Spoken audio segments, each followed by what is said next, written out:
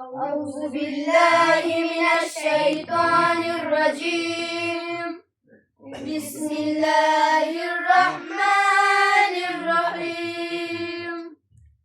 إن الله يأمر بالعدل والإحسان